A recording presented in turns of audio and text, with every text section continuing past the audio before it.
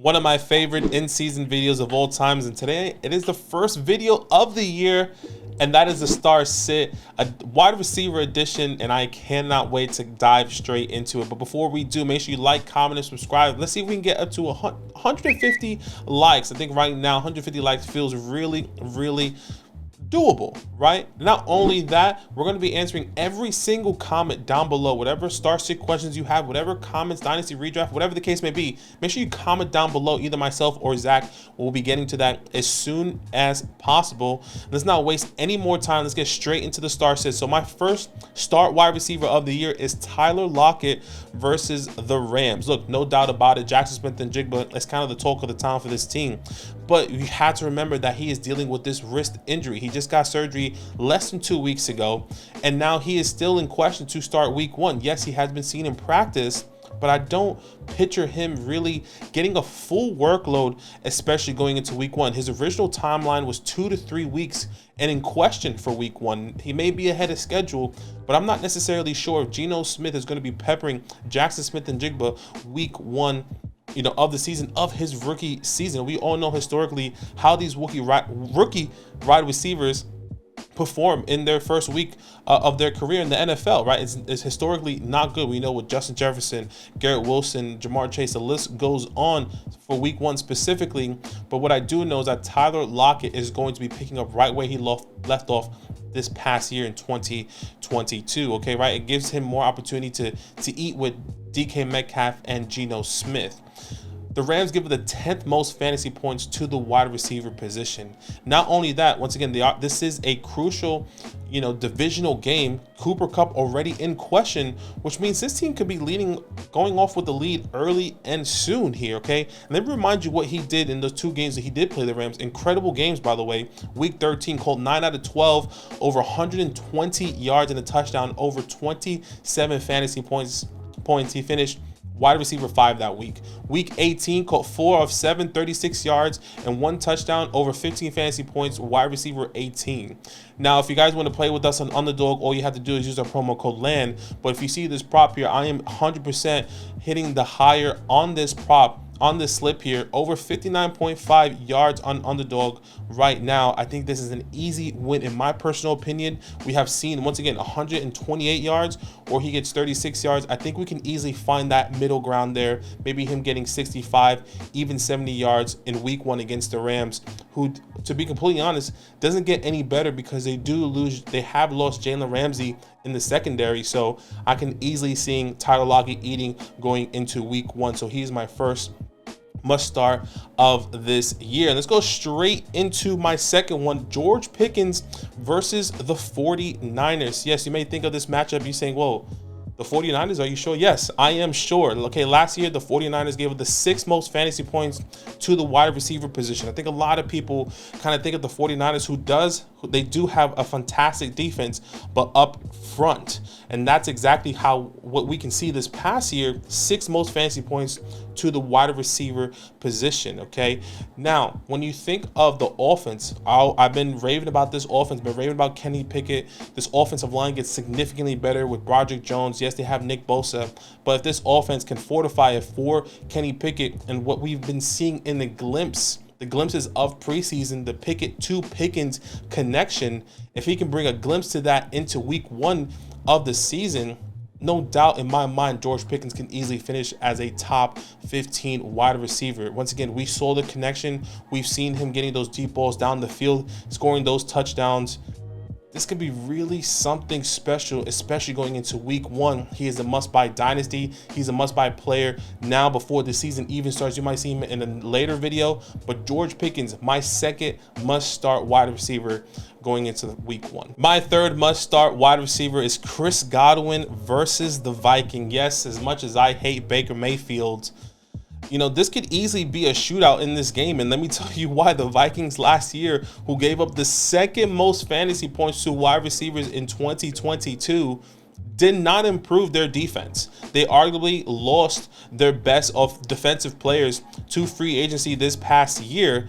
We have been Zach and myself, the whole fantasy community, saying this offense is great. You have Justin Jefferson. They just get, Jordan Addison, Alexander Madison, there's pretty big things. Kirk Cousins was balling out last year. What they needed to do was build in the defensive side, and they didn't. Okay, they did not get better at the defensive side of the ball, especially in the secondary, and that's exactly why I can easily see Chris Godwin not really picking off where he left off, but having a good week 1 coming into the season. And you guys have been probably seeing our videos, seeing our live streams. I've been off of Baker Mayfield. I'm more skeptical on Baker, but I am trusting in the talent of Chris Godwin. You know, maybe you are a commissioner that has Cooper Kupp, maybe a commissioner that has Jerry Jeudy.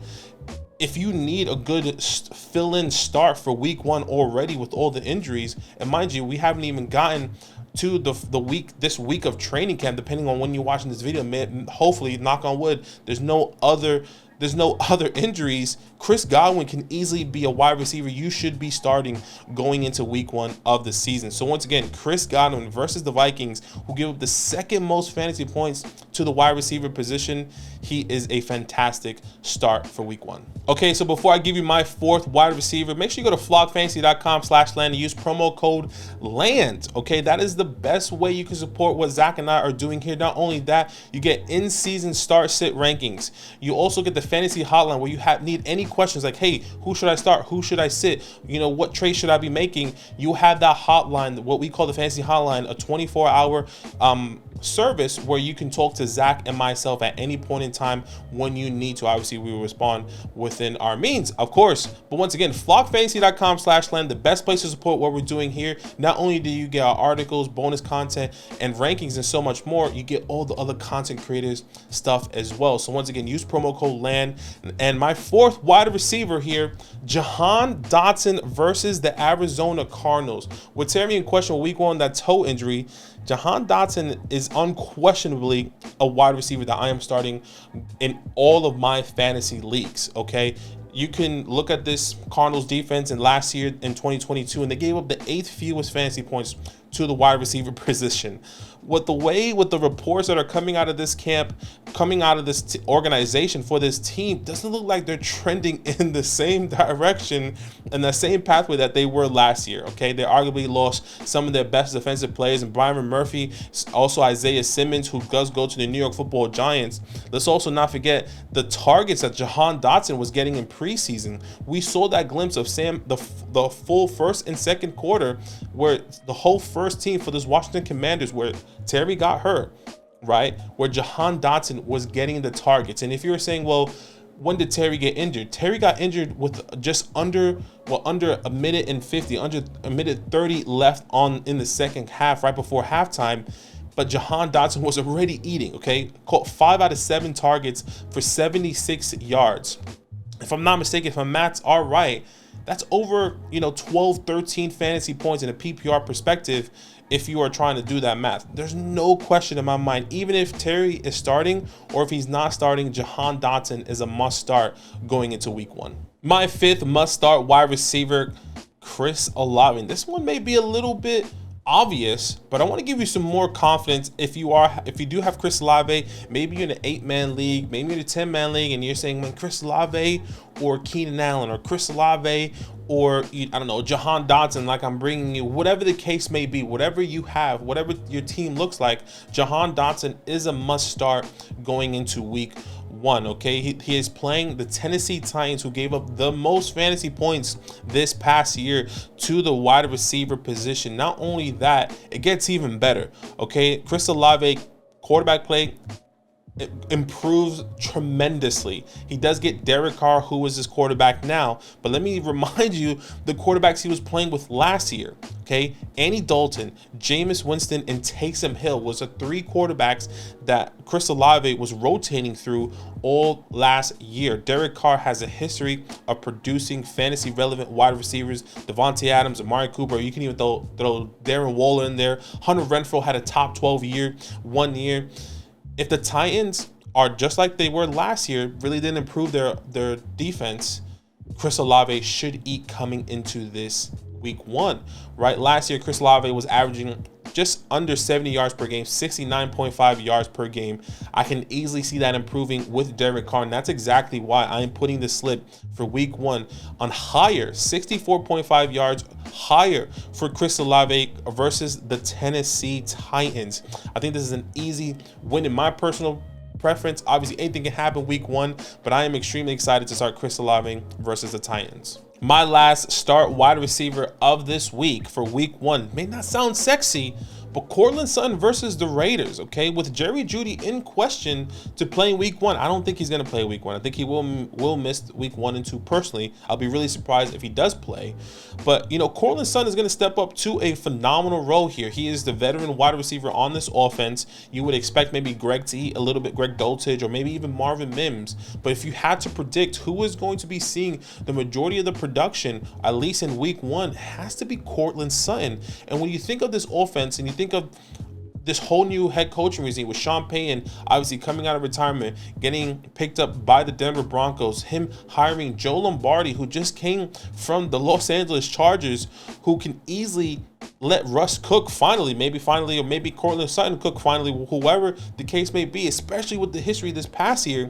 The Chargers were the second team out of the NFL with passing attempts. I think that's exactly what you want, right behind Tampa Bay and right ahead of the Minnesota Vikings. We all talk about opportunities, passing opportunities. Yes, Javonte Williams is back. He may be on a limited snap count, but if you need somebody to really open up the field, that is Joe Lombardi, who what we saw last year. Obviously, we saw Mike Williams eat. We saw Keenan Allen eat. We saw Josh Palmer, Gerald Everett. We saw everyone eat on that Chargers offense. I think that can easily be translated here, where Joe Lombardi was the quarterback coach when Sean Payton was in New Orleans. So they already have that history. They have that chemistry. They have the same mindset in the offensive presence and the offensive scheme that they already know what they're going to be doing, right? So I think that's what's so exciting coming into this year. So once again, if you have somebody like a Cooper Kupp who is questionable, like a Jerry Jeudy, and maybe you want to take a little bit of a risk, maybe you have a really deep league, maybe you have a 2 wide receiver starts and then maybe 3 flex, or maybe you have 3 wide receivers and 3 flex. You have a lot of options to start a wide receiver. Courtland Sutton could be an easy start here coming into this year, or at least to week 1. So definitely keep that in mind. So those are my start sits. Once again, Courtland Sutton, Chris Olave, Jahan Dotson, Chris Godwin, George Pickens, and Tyler Lockett are all my must starts coming into this year. And let's get straight into my sits. My first must sit of the year, I don't think a lot of people are going to like this, but it's Gabe Davis. Who does he play? The New York Jets. Look, this Jets team looks phenomenal. Okay, this Jets defense is predicted to be a top 5 defense. They arguably have one of the best secondaries, defensive lines in the league. Obviously, Sauce Gardner, Quincy Williams, right? You think of Tony Adams, DJ Reed. And when you look at the history, this is a divisional game on a Monday night. And if you look at the history, yes, Gabe Davis can be a boom or bust. But when you look at Gabe Davis, what he did last year specifically versus this team is not the best, okay? Week 9 for Gabe Davis against the New York Jets, caught 2 out of 5 targets, scored under 4.3 fantasy points. I think that's a good indication that maybe you shouldn't start him. Week 14 this past year, caught 3 out of 4, scored 4.6 fantasy points. So if there's somebody I'm going to be sitting, it's going to be Gabe Davis coming into this year, at least for week 1. Obviously, we all know Gabe Davis is boom or bust. Maybe he can get the 30-40 point game. I'll be really surprised they do that week 1 against this Jets defense personally. But hey, I could be wrong there, but that's somebody I'm going to be sitting going into week 1. My second must sit player is actually a group of players, and that is all the Arizona Cardinal wide receivers versus the Washington Commanders, okay? When you look at this offense, even though the Commanders were a middle-of-the-pack team this past year, you tell me who's going to be the starting quarterback. Maybe by the time you have this video or you watch this video, you know who the quarterback is, whether it's Josh Dobbs, whether it's Clayton Tune, Are you going to be confident starting Hollywood Brown? Are you going to be confident starting Rondale Moore, Michael Wilson, Greg Dortch? No, you don't want to start any of those guys coming into week 1, especially a crucial week where you have to win. It sets the tempo of your season. I'm going to be avoiding all of the Arizona Cardinals wide receivers. Okay, my last must-sit wide receiver I think is a bit controversial because I do believe in a lot of people's eyes he could be a must-start. But for me, I think there is an opportunity in the pathway where he should be a must-sit. That is Van Jefferson versus the Seattle Seahawks. When you look at this, the Seattle Seahawks this past year gave up the second fewest points to the wide receiver position, and this secondary is elite. This defense is a top 5 defense in a lot of people's eyes, and I do believe they're going to pick up right where they left off. When you look at the history of Van Jefferson, look, this past year in 2020, he did miss the first 6 games of the season, and then Matthew Stafford got hurt in the middle. He really only played 1 game with Matthew Stafford. But when you go back and look at the games that he did play with Matthew Stafford, with and without Cooper Kupp, it's not that big of a difference. Okay, you think of, and you can see it on your screen. This is in split games with Cooper Kupp and without Cooper Kupp. You can see it on your screen. With Cooper Kupp, he was averaging 9 fantasy points per game and 2.5 receptions, just over 2.5 receptions in a game with Cooper Kupp. And without Cooper Kupp, he was averaging essentially less points, 8.4 points, fantasy points per game, and nearly the same amount of receptions and targets for that. But when you look at with Matthew Stafford, you think, okay, if Cooper Kupp was in there, what did he do with Matthew Stafford? And you look at the games that he played with Matthew Stafford and the games he missed. 20 games he played with Matthew Stafford and 8 games he didn't play this past year, in the past 2 years, 8.7 fantasy points with Matthew Stafford, 8.9 fantasy points without Matthew Stafford. So I'm not necessarily sure if I have the confidence to tell you that you should be starting him, because yes, in our mind it's easy. Cooper Kupp is out. Van Jefferson is easily going to eat. I'm not necessarily sure if that could be the case with this defense. You comment down below. You guys let me know. I think there could be better options for you guys. Maybe other risks that I would rather take other than Van Jefferson.